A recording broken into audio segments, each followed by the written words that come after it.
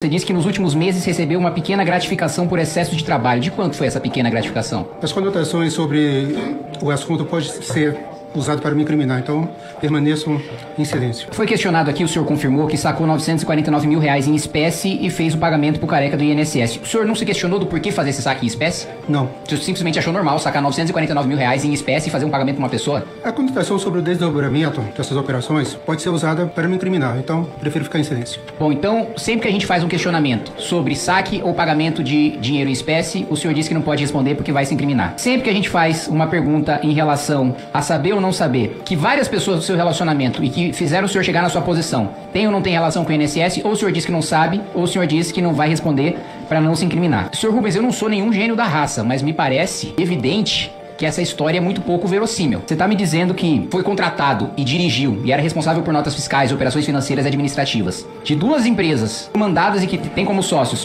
pessoas diretamente ligadas ao escândalo, que chegou a essa posição por causa do principal articulador desse escândalo, pelo menos até agora. Eu duvido muito que o careca do INSS haja sozinho, sem respaldo político, que não tenha indicação ou respaldo de deputado federal, de senador, que não tenha respaldo de ministro de Estado. Eu duvido muito que alguém chegue numa posição de movimentar bilhões de reais, um cargo que depende de respaldo político, num cargo que estava reservado a um partido político e que não tenha respaldo de um político. Me parece uma coisa tão ilógica quanto dizer que, não sei, tem um prato que tem arroz, tem salmão cru, tá envolto em alga, mas não é sushi.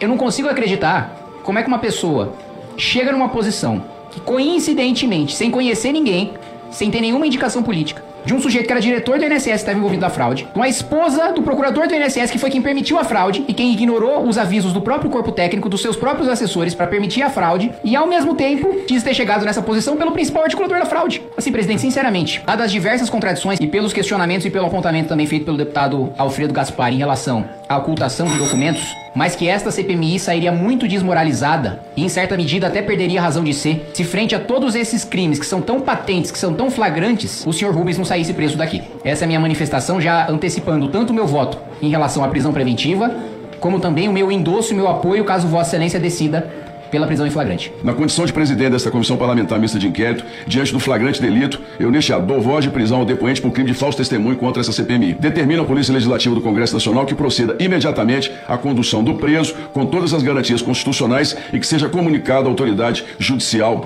para as devidas providências. Gostou desse vídeo? Me segue aí, curta, comenta e compartilha.